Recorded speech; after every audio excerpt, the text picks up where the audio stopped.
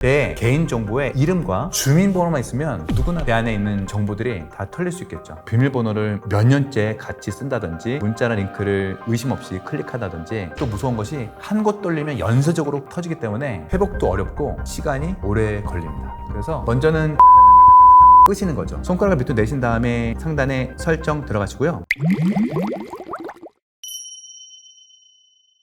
스마트폰 보급이 너무 많이 됐어요. 그러다 보니까 모든 금융, 행정, 쇼핑 모든 것이 온라인으로 넘어왔습니다. 그래서 온라인 서비스가 생활의 전부이기 때문에 그렇죠. 근데 그것이 하나의 스마트폰으로 다 연결되기 때문에 그래요. 두 번째는 해커의 기술이 점점 더 정교해지고 있는 거죠. 예전에는 그냥 비밀번호만 알아내기 수준이었다면 요즘에는 AI를 이용해서 사람 말투를 따라하거나 가짜 문서나 이메일을 공식 기관처럼 완벽하게 꾸미는 일도 있습니다. 자, 이렇게 해커의 기술이 점점 정교해지고 있는데 사람들의 보안 습관은 아직 거기에 미치지 못하고 있는 것 같습니다. 그래서 기술은 빨라지지만 사람들의 사용 습관은 예전처럼 비밀번호를 몇 년째 같이 쓴다든지 문자나 링크를 의심 없이 클릭하다든지 하는 경향이 있는 것 같습니다. 그리고 저희가 중년이기 때문에 중년 대상으로 많이 하거든요. 왜냐하면 구매력이 있고 디지털 능력이 젊은 사람보다는 조금 떨어지기 때문에 타겟이 우리에게 맞춰 있지 않나 싶습니다. 비밀번호를 여러 곳에 동일한 비밀번호로 쓰는 거, 그리고 아직도 생년월일이라 비밀번호가 문제예요. 전화번호를 비밀번호로 사용하는 것, 그리고 스마트폰에 잠금 설정을 하지 않는 것.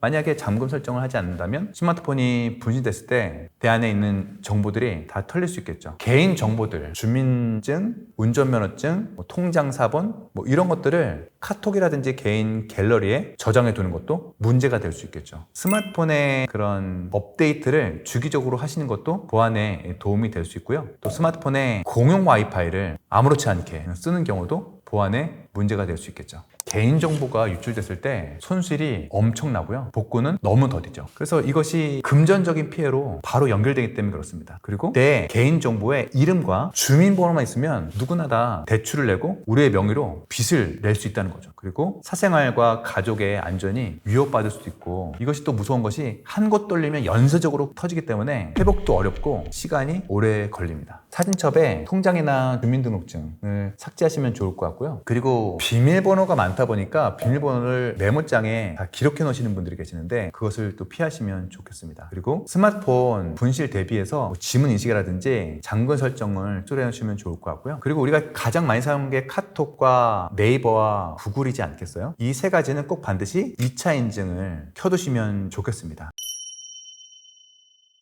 먼저는 자동 와이파이를 끄시는 거죠. 공공 와이파이를 될 수 있으면 사용하지 않는 겁니다. 안전한 장소에 있는 와이파이만 사용하는 거예요. 자, 그렇게 해서 손가락을 밑으로 내신 다음에 와이파이를 길게 한번 눌러보세요. 그럼 하단에 상세 설정이 있죠. 그래서 오른쪽에 더보기 메뉴 누르신 다음에 인텔리전트 와이파이를 더보기 메뉴 들어가신 다음에 인텔리전트 와이파이 들어가신 다음에 와이파이 자동 켜기 끄기를 비활성화하시면 좋겠습니다. 그리고 우리가 통화하거나 어떤 사이트를 봤을 때 그 제품이 계속 연결돼서 나오는 경우들이 있습니다. 그것이 광고 아이디를 가지고 계속 다른 사이트에 연결했을 때 그 광고가 나오게 하는 것인데, 그 광고 아이디를 차단하시면 좋겠는데요. 손가락을 밑으로 내신 다음에 상단에 설정 들어가시고요. 구글 들어가셔서 모든 서비스를 들어가 보죠. 광고를 들어가신 다음에 광고 아이디 삭제 들어가시면 여기 써 있습니다. 현재 광고 아이디가 삭제됩니다. 앱에서 여전히 광고를 표시할 수 있지만 관련성이 적거나 내 분야가 아닐 수 있습니다. 광고 아이디 삭제를 누르시면 되겠죠. 그리고 스마트폰에 보면 카톡으로 문자로 복사 붙여넣기를 많이 할 텐데 그때 내가 그동안에 복사했던 것들이 클립보드에 다 저장이 되어 있습니다. 스마트폰이 유출이 됐을 때 거기에 있는 내용도 같이 볼 수 있겠는데요. 한번 문자나 카톡에 들어가서 붙여넣기를 해보겠습니다. 저는 메모장에다 붙여넣기 해볼게요. 메모장에 들어왔어요. 하단에 보면 붙여넣기 길게 누르면 메모장에다 길게 눌러보겠습니다. 붙여넣기 나오죠. 이전에 복사했던 내용들이 붙여넣기 되는데 이것만 저장된 것이 아니라 화면을 터치해보고 키보드 위에 보면 이 붙여넣기 버튼이 나오는데 여기를 터치해보죠. 그 전에 복사했던 내용들이 클립보드에 기록이 남아 있습니다. 이것을 다 삭제하셔야죠. 삭제하는 방법은 오른쪽에 휴통 버튼 눌러서 전체 버튼 누르고 삭제할 수 있습니다. 문자에 한번 들어가 볼게요. 문자로 스팸 문자가 많이 들어올 텐데 오른쪽에 점점점 설정을 들어가 보겠습니다. 악성 메시지 차단 선택하셔서 활성화하시고 인터넷진흥원 또 경찰청에서 악성으로 분류된 메시지와 전화번호를 자동으로 차단해 주는 거죠. 그리고 악성 웹사이트 링크가 포함되어 있는 링크도 자동으로 차단해 줍니다. 그리고 인텔리전스로 차단, 이것도 활성화를 하셔야 됩니다. 그러면 AI 필터가 악성으로 의심되는 메시지를 자동으로 차단해 주는 거죠. 그리고 손가락을 밑으로 내려보겠습니다. 상단에 톱니바퀴 화면을 올리면 보안 및 개인 정보 보호가 있습니다. 선택하셔서 보안 위험 자동 차단 활성화하시면 인증되지 않은 앱이 차단되고요. 그리고 USB 케이블로 전달되는 명령도 차단되고 메시지 앱도 차단됩니다. 또 비공식적으로 소프트웨어 업데이트된 것도 차단되니까 활성화해 보시면 좋겠습니다. 일반 전화 앱보다는 통신사에서 제공해주는 그런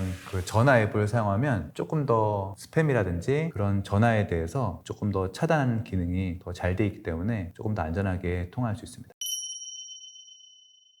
우리가 사진을 보낼 때 사진에 모든 정보가 다 있어요. 어디서 찍었는지. 그래서 내가 사진만 본다 하더라도, 사진만 다운받는다 하더라도 그 사진이 어디서 찍혔는지 장소까지 나와 있습니다. 사진 태그를 삭제하시면 좋을 것 같은데, 갤러리 앱에 들어가신 다음에 사진을 한번 선택해 보겠습니다. 이것만 봐서는 어떤 정보인지 알 수 없지만 손가락을 위로 올려보세요. 그러면 남양주 한강에서 찍은 것이 나오죠. 이것을 카톡으로 보내면 사람들이 어디서 찍었는지를 알 수 있기 때문에 이것을 없애는 방법은 이렇습니다. 카메라 앱에 들어오신 다음에 오른쪽 더보기, 톱니바퀴 설정 들어가신 다음에 위치 태그, 사진과 동영상을 촬영한 장소가 위치 태그로 추가됩니다. 이것을 비활성화하시는 거죠. 그리고 카톡으로 공유할 때, 사진을 공유할 때 플러스 눌러서 앨범 누른 다음 사진을 이렇게 선택하잖아요. 이렇게 그냥 원본으로 보내면 상대방이 다운받았을 때 이 사진이 어디서 따갔는지, 어디서 촬영했는지 알 수 있습니다. 그럴 때 이렇게 하시는 거죠. 전송하기 전에 오른쪽 하단 점점점 더보기에서 원본이 아닌 일반 화질로 전송하게 되면 사진 태그는 없어집니다. 해볼게요. 확인, 전송. 자, 이것을 다운받아 보겠습니다. 다운받았어요. 손가락 위로 올려보겠습니다. 여기에는 사진 위치 정보가 없는 거죠. 그래서 카톡으로 공유할 때는 원본이 아닌 일반 화질로 공유하시면 좋습니다. 그리고 카톡에 2차 인증을 설정하시는 거예요.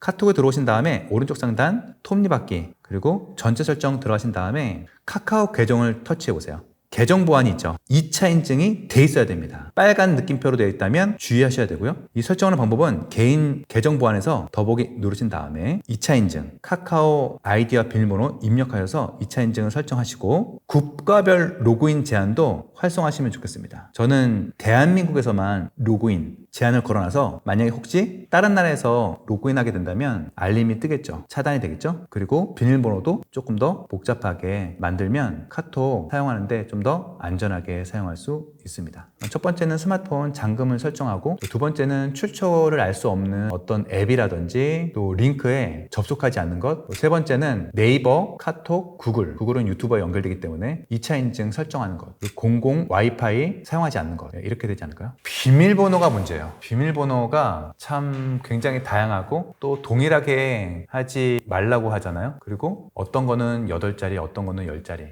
이렇게 되어 있습니다. 그래서 내 스마트폰에 또 비밀번호를 또 저장해 놓으면 이것이 또 노출되면 또 문제가 될 수 있잖아요. 그래서 저 같은 경우는 그 사이트마다 사이트의 첫 알파벳, 구글이면 G, 네이버면 N, 카카오톡이면 K 이렇게 시작하고 영문과 대문자와 특수문자를 섞어서 10자리를 만듭니다. 보안에 대해서 좀 민감하신 분들은 10자리만이라도 6개월에 한 번씩, 1년에 한 번씩 바꾸는 일들을 했으면 좋겠습니다. 먼저는 비밀번호를 빠르게 복잡하게 좀 바꿀 예정이고요. 두 번째는 털린 내 정보 찾기 서비스가 있거든요. 그 사이트에 들어오시면 내가 어느 정도 그 정보가 유출됐는지 조회해 볼 수 있는 사이트가 있습니다. 그리고 개인정보보호위원회나 한국인터넷진흥원에 72시간 내에 유출 사실을 신고해야 합니다. 점점 갈수록 AI 활용 빈도가 높아지고 있습니다. 그리고 AI에 관련된 다양한 플랫폼들도 많이 있는데 또 거기에는 또 개인정보 유출에 대한 우려도 있습니다. 그래서 AI를 좀 더 효율적으로 사용하되 개인정보에 대해서 민감하게 반응하고 민감한 정보들은 유출되지 않게 입력하지 않으시면 좋을 것 같습니다.